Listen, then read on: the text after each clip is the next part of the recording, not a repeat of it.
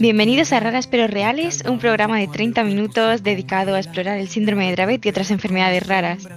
Cada semana nos sumergiremos en un tema específico relacionado con estas condiciones y contaremos con la participación de invitados especiales, que van desde estudiantes y profesores de la Universidad Miguel Hernández hasta investigadores externos y profesionales de la industria.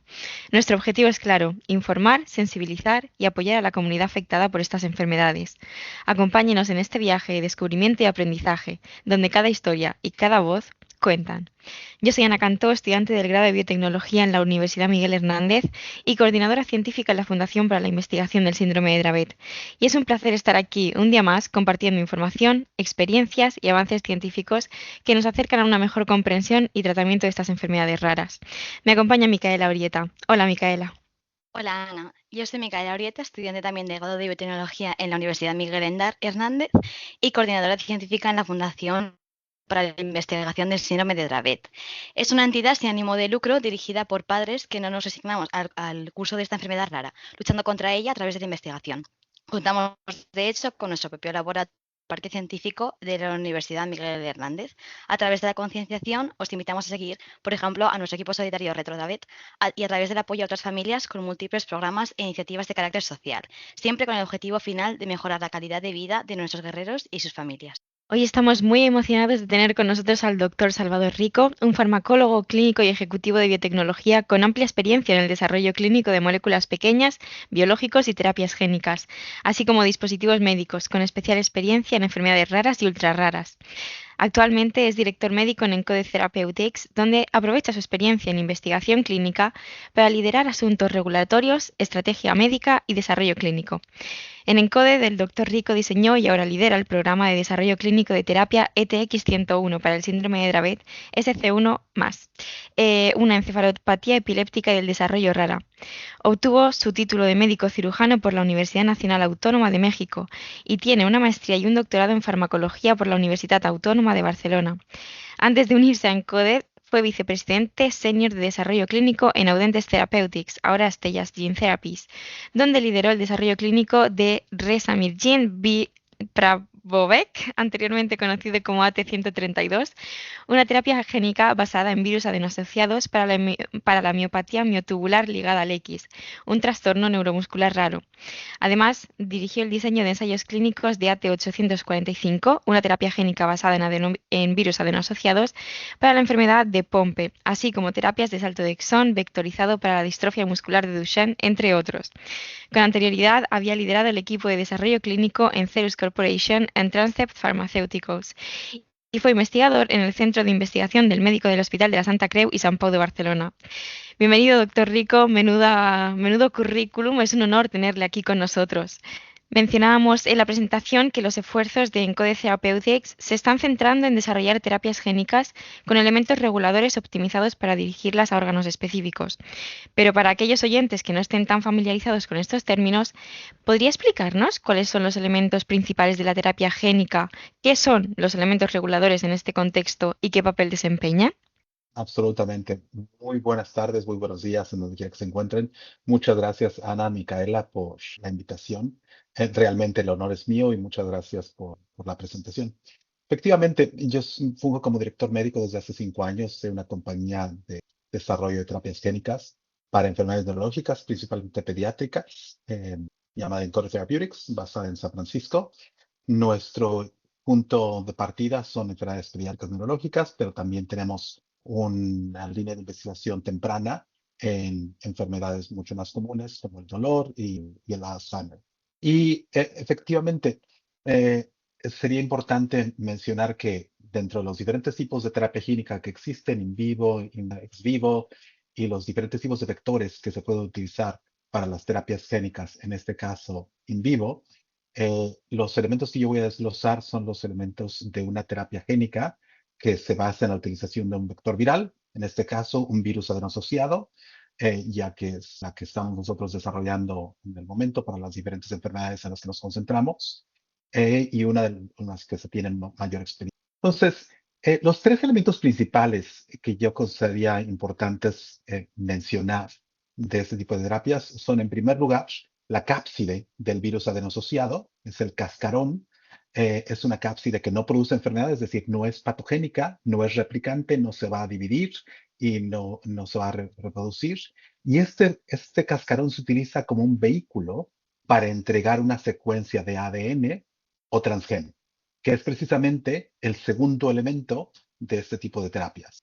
Es una secuencia genética que se introduce en un organismo, un ser humano, para poder alterar las propiedades biológicas de las células, tratar de corregir un defecto genético o producir una proteína terapéutica. Y el otro elemento muy importante son los elementos reguladores. Estos elementos reguladores son secuencias de ADN que controlan dónde y cómo se expresan los genes. En este caso, como nosotros estamos administrándolo de forma exógena, pues el transgen.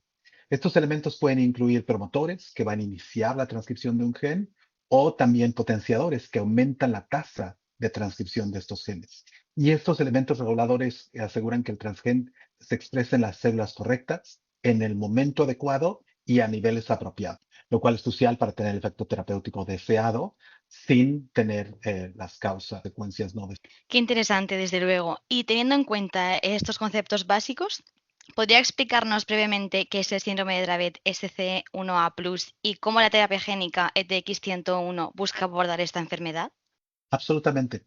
Mira, el síndrome de Dravet, que es positivo para variantes del gen SC1A, es una encefalopatía del desarrollo y epiléptica. Es una enfermedad que está caracterizada por una carga de crisis convulsivas bastante altas que comienza típicamente entre los 4 y los 6 meses de edad y empeora paulatinamente a lo largo de los años. Además de estar asociada con un riesgo de muerte prematura que puede ser descrito hasta del 20% antes de la edad adulta, y que tiene un riesgo muy alto de un estancamiento en el desarrollo, comunicación y cognitivo, afectando principalmente la adquisición de habilidades que de forma neurotípica se van adquiriendo a lo largo de la vida.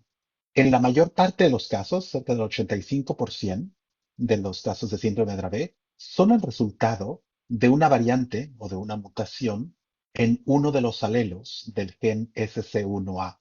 Y por eso nosotros tenemos que especificar que nuestra terapia está enfocada en los pacientes que tienen una variante, una mutación en este gen. Este gen es muy importante, puesto que codifica para una parte, una subunidad, la subunidad alfa, de los canales de sodio NaV1.1 en nuestras neuronas, que controla la liberación de un inhibidor, de un neurotransmisor inhibitorio, que es GABA, en nuestro cerebro. Entonces, pacientes que tienen una variante en este gen producen efectivamente la mitad de los canales de NaV1.1 y entonces tienen una disminución de la inhibición en nuestro cerebro, una excitación descontrolada que lleva a los fenotipos característicos. Típicamente los pacientes que padecen o que viven con la enfermedad de Dravet comienzan a experimentar las convulsiones, como ya decía yo, como a los 4 o 6 meses de vida. Las convulsiones aumentan en duración, en tipo y en frecuencia en los meses y años siguientes. Y algunos pacientes llegan a experimentar cientos o incluso miles de convulsiones en un mes. Y para que los pacientes tienen 2 años, muchos de ellos empiezan a mostrar signos incipientes de retraso en el desarrollo que pueden ser inicialmente capturados por algunas herramientas que los neurólogos utilizan para evaluar el desarrollo, pero después se hacen mucho más evidente. De tal manera que a los 4 o 5 años empiezan los pacientes a tener problemas de comportamiento, dificultades en la marcha en muchos casos. La carga convulsiva continúa a lo largo de la vida, aunque la frecuencia disminuye un poco en la adolescencia y en la vida adulta, con estas crisis convulsivas principalmente convirtiéndose en crisis nocturnas, ya a partir de la adolescencia y edad adulta. Desde el punto de vista neurocognitivo, el estancamiento es considerable. La verdad que los pacientes para los 7 años de edad se, se comportan o tienen un desarrollo que se asemeja a aquellas personas que tienen un comportamiento neurotípico, un desarrollo neurotípico de los 2 o 3 años más. Ujú. Y doctor Rico, si no me equivoco, la mayoría de las terapias génicas que se han desarrollado hasta la fecha utilizan elementos reguladores estandarizados. ¿Qué limitaciones ha causado esto? Efectivamente, una de las cuestiones que la primera ola de terapias clínicas que se han desarrollado es que se utilizan promotores ubicuos que hacen que los transgenes terapéuticos que se están entregando, que se están administrando, se produzcan o se expresen en todos tipos de células. Y lograr la expresión de los transgenes en las células relevantes para las enfermedades realmente nos ofrecen el mejor potencial para ver la eficacia de una terapia génica, mientras que la expresión en las células o en los tejidos que no son relevantes para la enfermedad podrían causar no deseados. Entonces, nosotros realmente buscamos esa especificidad en la expresión, puesto que sabemos por trabajo que han hecho múltiples científicos a lo largo de las últimas 2 décadas, que este problema de la expresión de NaV1.1, de los canales NaV1.1, principalmente afecta a las neuronas GABAérgicas inhibitorias. Entonces, la terapia génica que nosotros hemos desarrollado precisamente consta de elementos reguladores que hacen que nuestro transgen terapéutico realmente de manera preferente se exprese en neuronas GABAérgicas inhibitorias y no en todos tipos. Sabemos que Encoded ha desarrollado una plataforma para diseñar constructos de terapia génica. ¿Podría explicarnos cómo funciona y qué beneficios y mejoras puede proporcionar esta plataforma al rendimiento de una terapia? Sí, efectivamente. Nosotros realmente tenemos 2 plataformas científicas que combinamos para el desarrollo de nuestros fármacos. En primer lugar, como ya mencionaba, es el desarrollo de elementos reguladores. Estos elementos reguladores nosotros los identificamos utilizando métodos de cribado basados en genómica. Identificamos miles o millones de secuencias reguladoras en el genoma humano que fomentan una expresión génica robusta y precisa en las células diana. Y luego utilizamos algoritmos de aprendizaje automático o machine learning a estas secuencias que descubrimos para identificar los elementos que impulsan el patrón deseado de expresión o de actividad genética. Y al entender los principios subyacentes de regulación transcripcional, nosotros podemos diseñar elementos reguladores sintéticos que son más selectivos, que son más potentes y que pueden ser más pequeños en tamaño que aquellos encontrados en secuencias genómicas naturales. Por otro lado, la otra plataforma que nosotros tenemos en la compañía es el desarrollo de transgenes con funcionalidades únicas. Y este es otro ámbito donde nos diferenciamos de otras compañías de terapia génica. El tipo de transgen que se utiliza en la mayoría de las primeras terapias génicas que se han desarrollado o que siguen en desarrollo es un ADN complementario que se va a suministrar para reemplazar un gen ausente o un gen que está mutado o que está defectuoso. Pero, por ejemplo, para el programa de Dravet, el tipo de transgen que nosotros hemos diseñado es una cosa que se llama un factor de transcripción sintético. Y este factor de transcripción sintético está diseñado para aumentar la expresión del alelo del SC1A endógeno, para compensar por esa pérdida de aquel alelo que está mutado en personas que viven con Dravet. Este enfoque novedoso es necesario para la enfermedad de Dravet, puesto que el gen del SC1A es muy grande para que nosotros lo introduzcamos en una cápside de un virus adenosociado del tipo 9. Otro ejemplo de los transgenes novedosos que desarrollamos es aquel que estamos desarrollando para enfermedad de Angelman, que es nuestro segundo programa, que es una etapa más temprana, en la cual nosotros utilizamos un microARN para atenuar o disminuir la expresión de una secuencia antisentido que ocurre de forma natural en las neuronas de pacientes con enfermedad de Angelman, para poder desilenciar la expresión, que de manera natural está silenciada, de uno del alelo paterno, del gen VPSA, que es el que está afectado de forma materna en los que viven con Angelman. Entonces, estas son las 2 plataformas, los elementos reguladores y, por otro lado, los transgenes con una actividad novedosa. Ujú. Y estábamos, bueno, cuando le hemos introducido en ese currículum que deja prácticamente sin aire, hemos mencionado que ha participado usted en el desarrollo de varias terapias génicas con virus adenoasociados, pero sí que es cierto que esto creo, desde mi punto de vista, que es un tema que suscita bastante debate en la sociedad, porque cuando se habla de virus generalmente se asocia muy fácilmente con algo malo, algo que hace daño. Entonces, para la gente que a lo mejor no esté tan metida en este contexto de investigación, me gustaría que fuese usted el que explicase un poco en qué consiste lo que es un virus adenosociado cuando se trata de este tipo de terapias y cómo se aborda la cuestión de la inmunogenicidad, es decir, la posibilidad de que el sistema inmunitario reaccione contra la terapia génica. Sí, es una excelente pregunta. Primero que nada, me gustaría mencionar por qué utilizamos un virus como un vector. Y como vector, me refiero a ese vehículo que nos va a permitir hacer la entrega de la materia genética. En primer lugar, creo que es importante mencionar que estas secuencias genéticas, ya fuera de DNA, nuestro cuerpo las destruiría a menos que estuvieran protegidas por este vehículo. Y entonces hay muchos tipos diferentes de vehículos y hay nanopartículas sintéticas que se pueden utilizar, hay algunos elementos químicos que se pueden combinar, hay métodos físicos para tratar de abrir un pequeño poro en las células para introducir el material genético. Hay muchos métodos para intentar que ese material genético llegue a las células donde nosotros estamos intentando que se exprese el transgen que nosotros administramos. Sin embargo, de manera evolutiva y a lo largo de millones de años, realmente los organismos que son más eficientes para introducir material genético son los virus. Es indudable y eso ha sido una cuestión que en la madre naturaleza ha logrado a lo largo de millones. Entonces, lo que el campo ha trabajado a lo largo de las últimas 4 o 5 décadas es en la identificación de virus que puedan ser eficientes en la entrega de este material genético sin producir efectos secundarios o efectos adversos relacionados a este virus. Entonces, hay terapias génicas ex vivo que utilizan lentivirus, que estos son eh, virus que fomentan la integración del genoma en el genoma organismo recipiente de este material genético.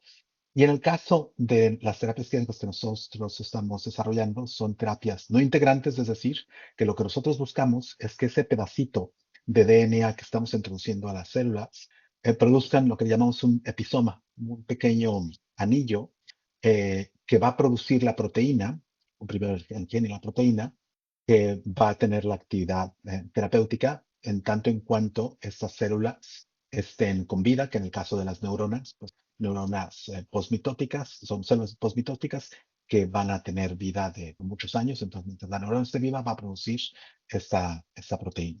Y han habido varias generaciones previas de investigadores que han intentado utilizar algunos otros virus. De hecho, hace 20, 25 años utilizaban adenovirus para hacer la entrega de este material. Sin embargo, con las dosis que se requerían de los virus para hacer la entrega de material genético relevante, hubo problemas de seguridad, hubo problemas de inmunotoxicidad, es decir, nuestro cuerpo, el cuerpo de las personas que estaban siendo tratadas, reaccionaba de forma adversa a la administración de esos virus. Y entonces, hubo gente que identificó que había unos virus que muchas veces acompañaban a la infección de estos adenovirus. De hecho, son un virus de una clase completamente diferente, pues, se llaman parvovirus, son virus pequeñitos que en general no causan enfermedad y que fueron identificados como vehículos espectaculares o espectacularmente eficientes para la entrega de este material genético. Entonces, hay muchos serotipos de estos virus adenosociados que se utilizan, son virus pequeñitos, y lo que nosotros identificamos y que utilizamos es solo la cápside.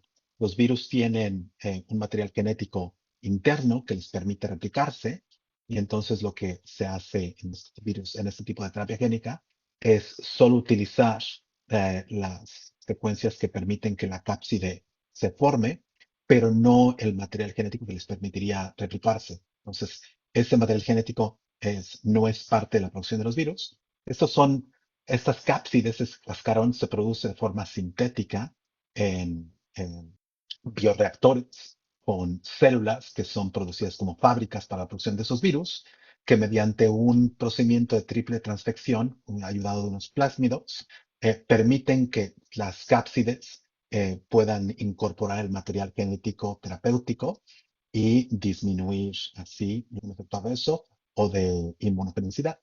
Sin embargo, la inmunogenicidad es una cuestión que puede ocurrir tanto en contra de la cápside como en contra del material genético o la proteína que estamos queriendo producir. Y es por ello que de forma preclínica en modelos animales, en ratones, en ratas, en conejos, diferentes modelos animales, se evalúa si la administración de este tipo de terapia resulta en la formación de anticuerpos contra ya sea la cápside o el material genético, la proteína que se está produciendo a lo largo del tiempo y si hay cambios. Y después, una vez que nosotros pasamos a la etapa clínica, también es una de las principales cuestiones que nosotros evaluamos de manera muy intensa en las primeras semanas después de la administración de un fármaco y de manera ya más pausada a lo largo del tiempo. Y son estudios que normalmente tienen una larga duración, al menos 5 años, con seguimiento hasta 15 años de acuerdo a la regulación internacional. Y el tipo de inmunogenicidad que se evalúa es tanto celular como moral. Entonces tenemos diferentes ensayos bioquímicos que nos permiten evaluar si hay esta reacción. Hemos comentado ya que su trayectoria profesional incluye roles en empresas como Audience Therapeutics y Cerus Corporation, además de su experiencia en investigación en el Centro de Investigación del Medicamento del Hospital de la Santa Creu y Santa Pau. ¿Cómo ha contribuido estas experiencias a su enfoque actual para el desarrollo de terapias génicas? Uy, gracias por la pregunta. Eh, Mira, yo tengo 20 años en el desarrollo de medicamentos y mis primeros 12 años fue con moléculas pequeñas, moléculas tradicionales, que son las que nosotros tomamos de toda la vida, algunos productos biológicos y algunos dispositivos médicos. Y realmente, un poco por serendipia, por cuestiones que pasan en la vida muchas veces, un colega de alguna caña previa me invitó a revisar los datos preclínicos de una terapia génica que está desarrollando la compañía en la que trabajé previamente, Audentes Therapeutics, y me quedé pasmado porque eran estudios perros que tenían una enfermedad que se llama miopatía miotubular ligada al X, la que los perros para las 16 semanas perdían. Es una enfermedad en la que hay una mutación del gen MTM1, que es fundamental para el desarrollo normal de las fibras musculares. Y entonces, al tener una mutación de este gen, los pacientes, los modelos animales, rápidamente pierden fuerza en todos los grupos musculares, incluyendo los músculos de la respiración. Entonces, estos perros no vivían más allá de las 16 semanas y a partir de las 6, 7 semanas realmente uno podía ver que los perros no podían correr, no podían caminar, eventualmente no podían deglutir, no podían respirar y es una enfermedad letal. Y es así también, al menos en la mitad de los casos, en pacientes antes de los 18 meses de edad. Y lo que yo leí en ese artículo era espectacular. Eran perros que eran dosificados con esta terapia a las 12 semanas de vida y estos perros, las 20 semanas estaban corriendo, estaban deglutiendo. Entonces, me pareció algo milagroso. Sin embargo, es una enfermedad rara, es una enfermedad de la cual se conocía poco, es una enfermedad en la cual carecíamos mucha comprensión de la historia natural de la enfermedad. Y es una enfermedad que afecta diferentes aspectos respiratorios, aspectos desde el punto de vista clínico, aspectos de fuerza muscular, de coordinación, de comunicación, puesto que no tenían fuerza para hablar estos niños. Y entonces yo me allegué mucho de la experiencia que había generado en ámbitos como la psiquiatría, por ejemplo, para poder entender cómo se había evaluado en otras enfermedades la respuesta subjetiva a la administración de terapia. Entonces, uno de los elementos que evaluamos ante la administración de terapias génicas, pues es el aspecto de cómo los padres y cómo en algunos lugares, en algunas cosas los pacientes perciben el potencial beneficio y esto realmente pues se ha hecho en otro tipo tenía experiencia, por ejemplo, en el desarrollo de fármacos para trombosis, por ejemplo, y el entender los principios subyacentes de farmacocinética y farmacodinámica me permitieron realmente entender cómo la transducción de las células daba lugar a cierta expresión de las proteínas que estamos administrar y cómo la temporalidad de esta expresión afectaba la función clínica. Estos son principios de farmacología clínica que son aplicables a todos los ámbitos del conocimiento. Me permitió también entender cómo presentar esta información clínica a, a las agencias reguladoras alrededor del mundo, lo que ya había hecho yo de forma extensa en otras compañías, de forma eficiente, puesto que las agencias reguladoras lo que buscan que nosotros como compañías de biotecnología o farmacéuticas presentemos es información que refleje cómo la administración de un fármaco afecta la función en los pacientes, la supervida, la sobrevida o la calidad de vida de los pacientes. Entonces, eh, esto pues es común tanto para las enfermedades, digo, para las terapias más convencionales como eh, moléculas pequeñas o como productos, dispositivos médicos, tanto como terapias génicas. Y finalmente, también pues la formación que yo ya contaba en el ámbito del desarrollo o el diseño de ensayos clínicos, en la evaluación de los datos, en las diferentes técnicas de análisis estadístico que nos permiten nosotros demostrar que hay una eficacia clínica. Estos son elementos comunes que se aplican en enfermedades raras como no raras. Y simplemente tenemos ciertas diferencias considerables. Yo creo que en el ámbito de la terapia génica lo más importante que enfrentamos, sobre todo en una etapa temprana de estudios, es que este tipo de terapia lo puedes administrar por el momento solo una vez y uno no lo puede retirar. Entonces, mientras que cuando nosotros estamos desarrollando fármacos de administración crónica que sabemos que eventualmente se van a eliminar de un organismo y nos podemos dar el lujo de iniciar con dosis que son subterapéuticas, es decir, que no van a tener un efecto clínico, con el propósito de que realmente lo primero que se evalúe es la seguridad de dosis muy bajas. En el ámbito de la terapia génica no tenemos esa oportunidad. Realmente necesitamos buscar iniciar con dosis que sean terapéuticas, porque pues esto en un futuro cercano va a ser la única oportunidad que van a tener muchos de estos pacientes de recibir algo, al menos en los siguientes 2, 3 años, si no es que en algún momento más.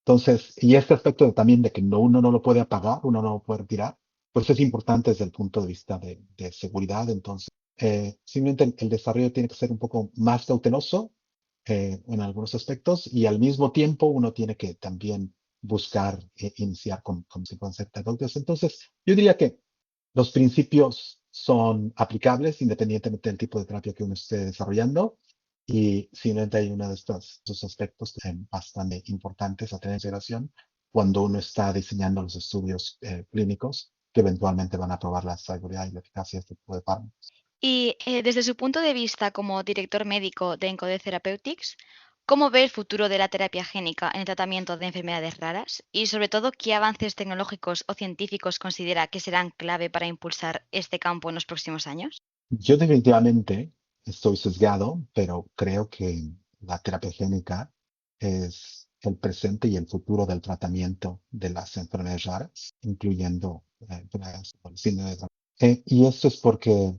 he podido atestiguar el efecto que realmente en muchas ocasiones no tiene paralelo y no tiene precedente o antecedente desde el punto de vista terapéutico para muchas de estas enfermedades raras. Hay algunas terapias que ya están comercializadas que realmente han cambiado el pronóstico y el tratamiento de las muchas enfermedades raras y uno de los ejemplos es aquel de la atrofia muscular espinal, eh, que antes era realmente una tendencia para muchos niños y muchas familias y que ahora realmente es una condición, además de el tratamiento con anticonceptivos antisentido, pues tiene una eficacia espectacular con la administración de una sola dosis de este tipo de terapia génica. Entonces, yo creo que hay una gran posibilidad de que estas necesidades no atendidas en síndrome de Dravet y en muchas otras enfermedades raras puedan ser atendidas con la terapia génica. Ahora, tenemos muchos retos y esto creo que eventualmente a lo largo nos vamos a poder eh, paulatinamente entender. El primero, yo creo que en el ámbito específico de las enfermedades del sistema nervioso central, es el que utilicemos vectores que puedan realmente llegar a las células que están afectadas principalmente de forma más precisa, con dosis suficientemente bajas para no tener efectos adversos, y estos son los que nosotros intentamos en ENCODER, y que haya una suficiente biodistribución en las áreas relevantes del cerebro.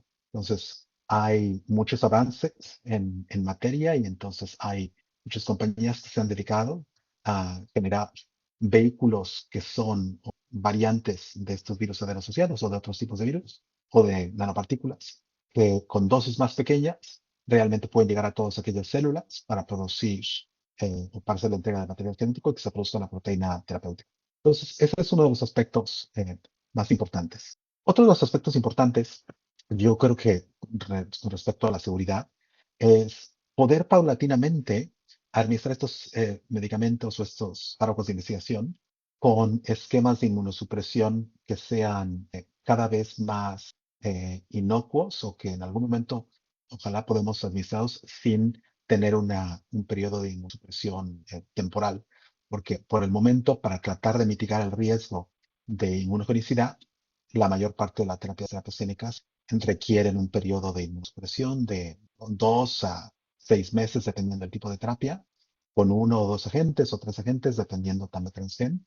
Y eventualmente yo estoy convencido que habrá suficientes avances para que este periodo de inmunosupresión sea menos. Y otro aspecto, yo creo que muy importante, también relevante a las enfermedades neurológicas, es que podamos avanzar más en el ámbito de diagnóstico y en el ámbito de pronóstico para poder intervenir de manera más temprana, entonces diagnóstico temprana para intervención temprana, para tratar de administrar estos fármacos en un periodo de vida en el cual nosotros podamos realmente aprovechar el, el periodo de desarrollo biológico neurotípico, en donde es tan importante que se adquieran todas las habilidades de comunicación, cognitivas y motoras que de forma natural nosotros adquirimos. Entonces, diagnóstico es algo que se va a requerir.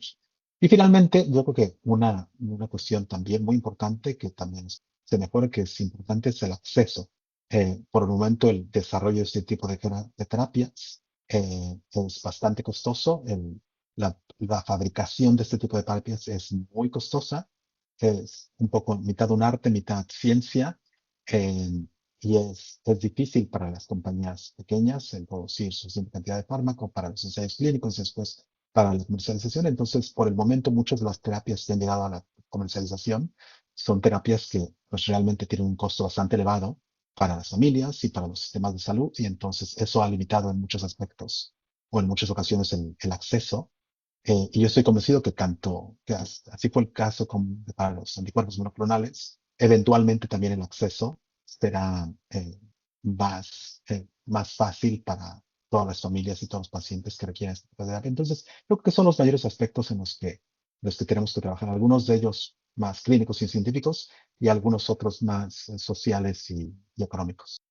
Completamente de acuerdo con usted. Al final sabemos que es una enfermedad, el síndrome de Dravet, con bastantes limitaciones, por lo que comentaba también anteriormente que el gen es demasiado grande como para poder directamente, digamos, pasarlo al paciente, como se podría hacer con otras enfermedades genéticas.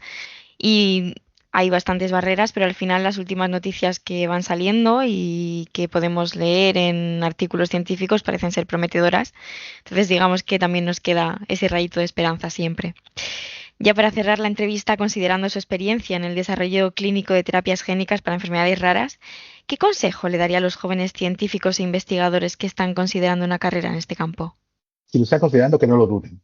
Es algo apasionante, es algo que desde el punto de vista profesional es todo un reto, pero que realmente eh, lo llena a uno y lo impulsa a uno a seguir. Y el despertar todos los días pensando que lo que uno hace tiene la posibilidad de ayudar a familias y de ayudar especialmente a niños a poder enfrentar este tipo de enfermedades, es algo que a uno lo puede llenar mucho de orgullo. Puede ser bastante frustrante porque a veces no procede esto con la celeridad que uno desearía.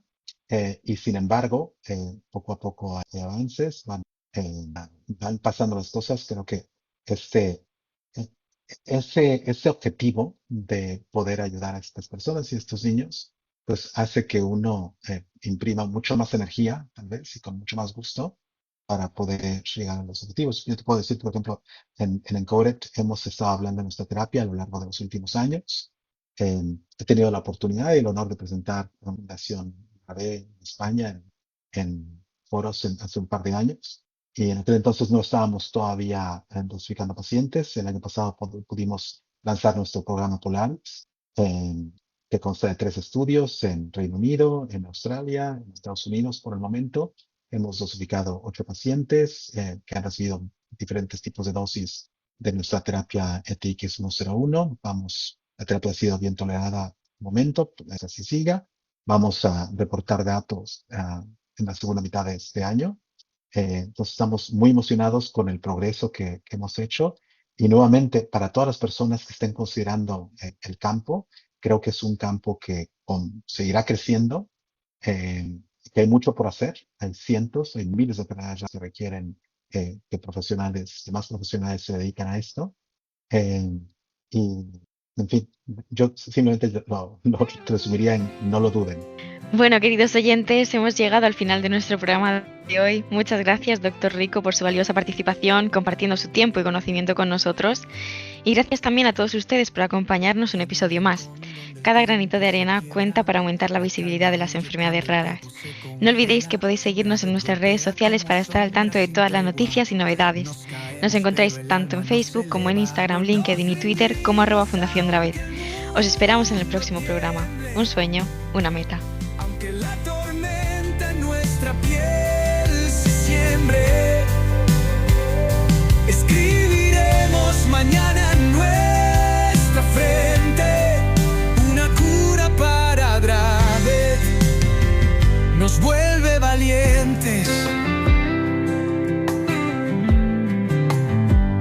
Un instante eterno donde llueve cristal.